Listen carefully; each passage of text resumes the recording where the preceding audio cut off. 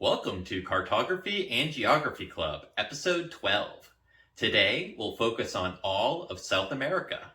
We'll learn how to use Legos for overlays, and we'll also learn about the largest and smallest of each terrain feature. We'll have some fun with a Carnival celebration game, and finish our episode with our 12th iteration of our time travel geography game. Today, you'll need your starter pack and your Lego expansion pack, so let's jump in.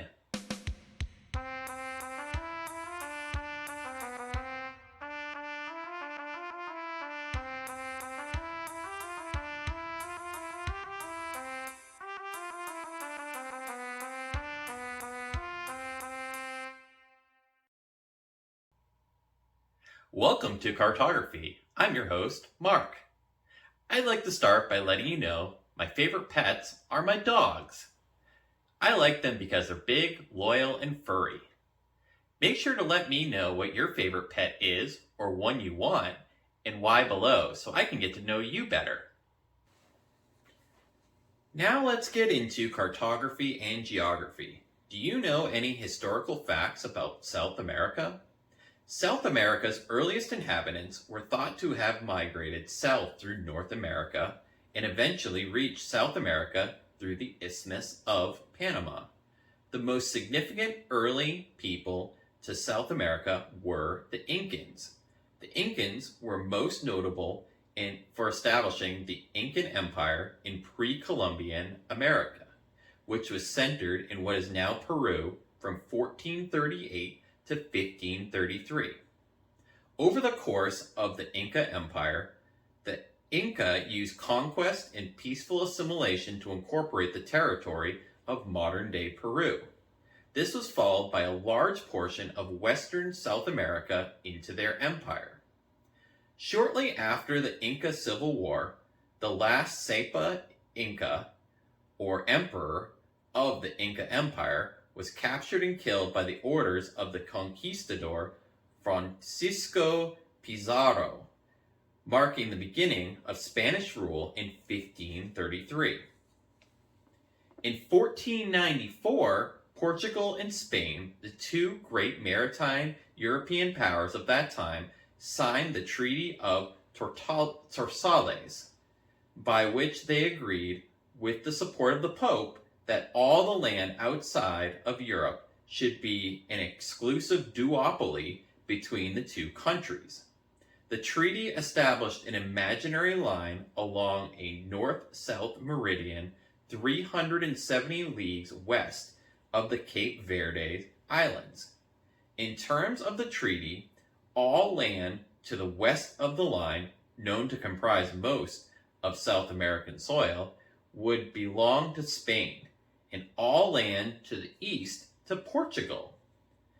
As accurate measurements of longitude were impossible at the time, the line was not strictly enforced, resulting in a Portuguese expansion of Brazil across the meridian. South America has an area of 17,840,000 square kilometers, or 6,890,000 square miles. Its population, as of 2021, has been estimated at more than 434 million. South America ranks fourth in area, after Asia, Africa, and North America, and fifth in population, after Asia, Africa, Europe, and North America. Brazil is by far the most populous South American country, with more than half of the continent's population, followed by Colombia, Argentina, Venezuela, then Peru. In recent decades, Brazil has also generated half of the continent's GDP and has become the continent's first regional power. For our first activity, I'm going to see how much detail you know about South America. Without looking at a map, take your Lego board and create an outline of South America. Once you have finished, use a blank piece of paper and draw the outline of the continent. As a bonus, add the major mountain ranges and other terrain features if you know any of them. Here is how I would do it. Please take a picture and send it to me so I can post it to our notification section. Pause here until you've completed your drawing. Okay, now that you've finished, here is a map of South America. Were you able to remember any of the terrain features? How about the mountains? It's okay if you missed some of these. We can get it next time. Now let's cover some of South America's notable features. The Andes Mountains are the longest continental mountain range in the world, forming a continuous highland along the western edge of South America. The range is 8,900 kilometers or 5,530 miles long. It is also 200 to 700 kilometers or 124 to 435 miles wide. It has an average height of about 4,000 meters or 13,123 feet. They are the highest mountain range outside of Asia. The peak of Chimborazo in the Ecuadorian Andes is farther from the Earth's center than any other location on the Earth's surface. This is due to the equatorial bulge resulting from Earth's rotation. Add the mountains to your Lego board and make a representation of it on a separate piece of paper. Once you have completed this, add this drawing to your map using your light-up board. Here is how I would do it. The Guiana Shield is one of the 3 cratons of the South American plate. It is a 1.7 billion year old Precambrian geological formation in northeast South America that forms a portion of the northern coast. The higher elevations on the shield are called the Guiana Highlands. The Guiana Highlands are also the source of some of the world's most well-known waterfalls. The Guiana Shield is one of the regions of the highest biodiversity in the world and has many species.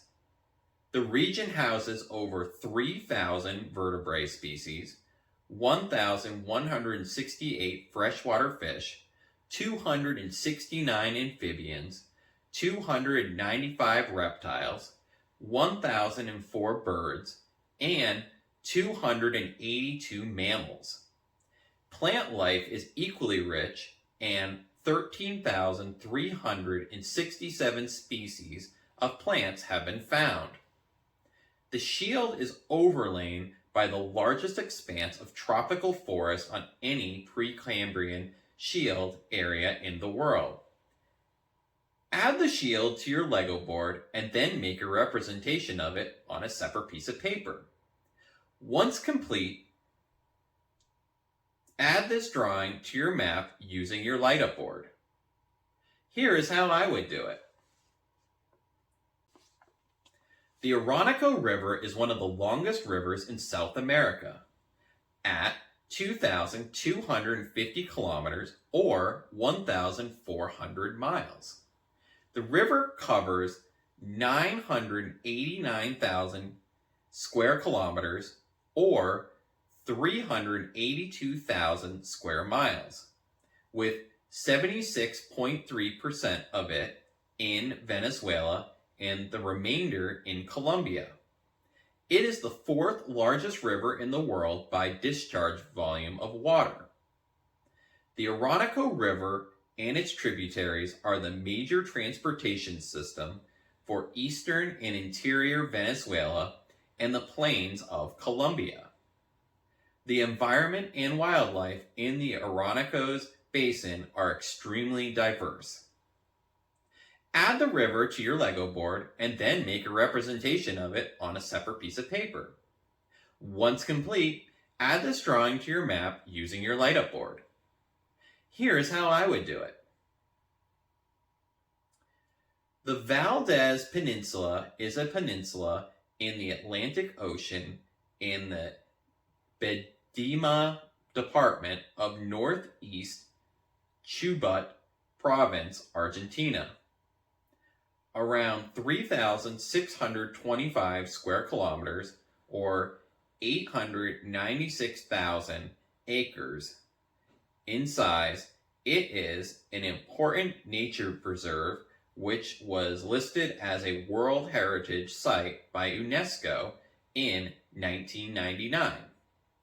Most of the peninsula is barren land with some salt lakes. The largest of these lakes is at an elevation of about 40 meters below sea level. Until recently thought to be the lowest elevation in Argentina and South America.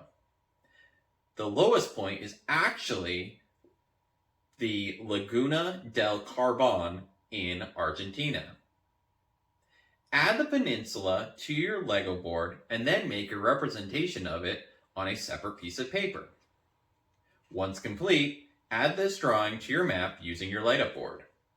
Here is how I would do it.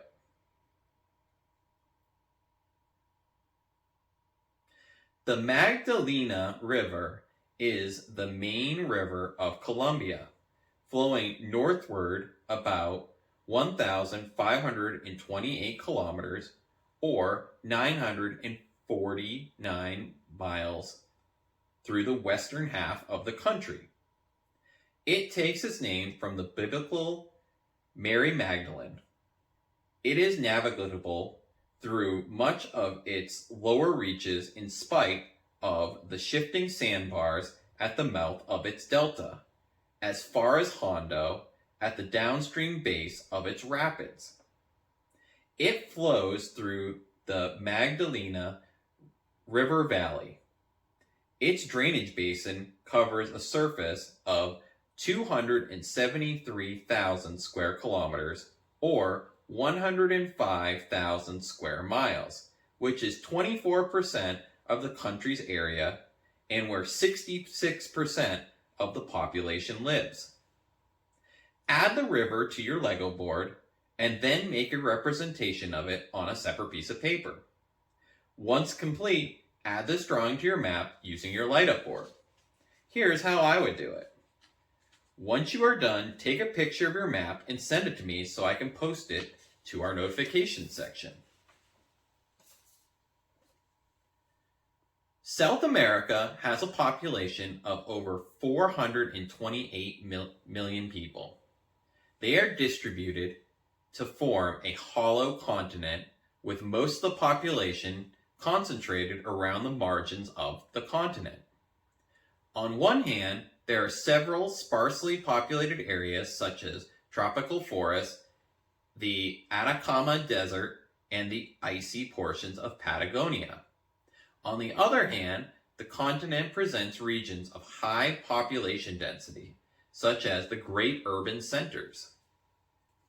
Add the population overlay to your Lego board, then make a representation of it on a separate piece of paper, using your map underneath the paper to make an overlay. The distribution of the average temperatures in the region presents a constant regularity across the continent. In temperate latitudes, winter and summer are milder than in North America. This is because the most extensive parts of the continent is in the equatorial region, therefore giving the southern cone more oceanic influence. This moderates year-round temperatures. Add the average temperature overlay to your Lego board and then make a representation of it on a separate piece of paper, using your map underneath the paper to make an overlay.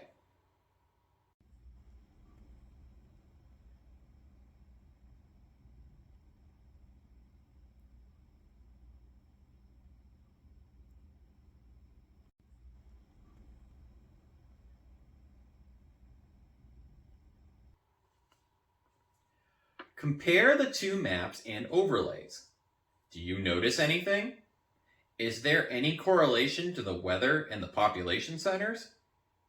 Here is how I would compare them. Once you are finished, Please take a picture of your maps and send them to me so I can post it to our announcements page. Let's look at some landmarks we haven't covered so far this year. The Itapu Dam, Galapagos Islands, and Torres de Paine National Park are three great ones. The Itapu Dam is a hydroelectric dam on the Parana River, located on the border between Brazil and Paraguay. The construction of the dam was first contested by Argentina, but the negotiations and resolution of the dispute ended up setting the basis for Argentine-Brazilian integration later on. Completed in 1984, it is a binational undertaking run by Brazil and Paraguay at the border between the two countries. 15 kilometers, 9.3 miles north of the Friendship Bridge. Of the 20 generator units currently installed, 10 generate at 50 Hz for Paraguay and 10 generate at 60 Hz for Brazil. Since the output capacity of the Paraguayan generators far exceeds the load in Paraguay, most of their production is exported directly to the Brazilian side. The Galapagos Islands are an archipelago of volcanic islands. They are distributed on each side of the equator in the Pacific Ocean. Located 906 kilometers or 563 miles west of continental Ecuador, the islands are known for their large number of endemic species that were studied by Charles Darwin during the second voyage of the HMS Beagle. His observation and collections contributed to the inception of Darwin's theory of evolution by means of natural selection. Volcanism has been continuous on the Galapagos Islands for at least 20 million years, and perhaps even longer. The mantle plume beneath the eastward moving Nazca Plate has given rise to a 3-kilometer thick platform under the island chain and seamounts. Torres de Paine National Park is a national park encompassing mountains, glaciers, lakes, and rivers in southern Chile, Patagonia. The Cordillera del Paine is the centerpiece of the park. It lies in a transition area between the Magellanic subpolar forest and the Patagonian steppes. The park is located 112 kilometers or 70 miles north of Puerto Natales and 312 kilometers or 194 miles north of Punta Arenas. In 2013, it measured approximately 181,414 hectares or 700 square miles. It is one of the largest and most visited parks in Chile. The park averages around 252,000 visitors a year, of which 54% are foreign tourists who come from many countries all over the world. Create a representation of each of these landmarks using Legos. Then place those Lego representations on your map. Once complete, on a new piece of paper, draw each landmark. Use the light-up board to merge the landmarks and your map. After you have transferred these landmarks onto your map, take a picture of it and send it to me to be posted on our notifications section.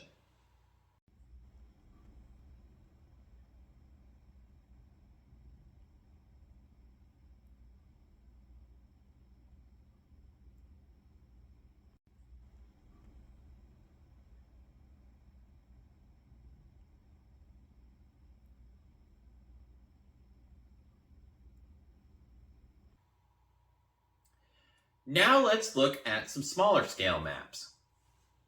Most of the continent's energy is generated through hydroelectric power plants, but there is also an important share of thermoelectric and wind energy. Brazil and Argentina are the only South American countries that generate nuclear power, each with 2 nuclear power plants. In 1991, these countries signed a peaceful nuclear cooperation agreement. Brazil is one of the main world producers of hydroelectric power.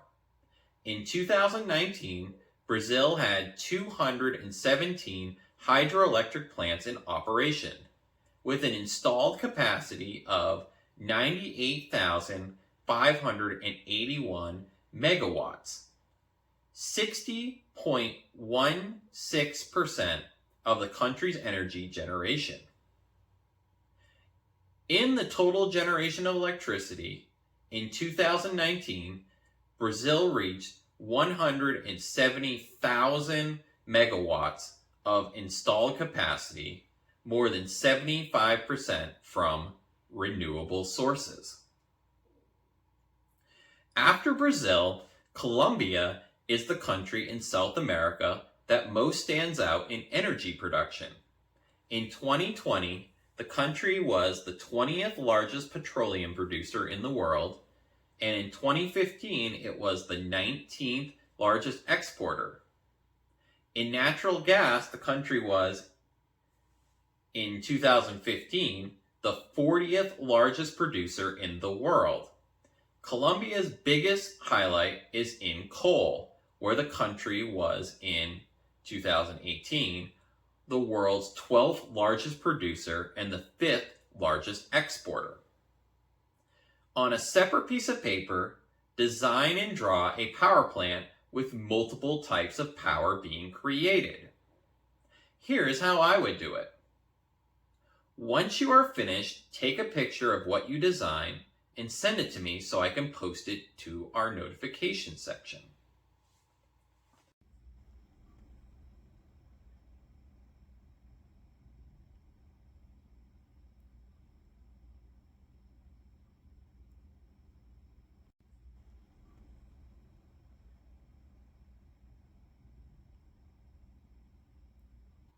The Carnival in Rio de Janeiro is a festival held every year before Lent.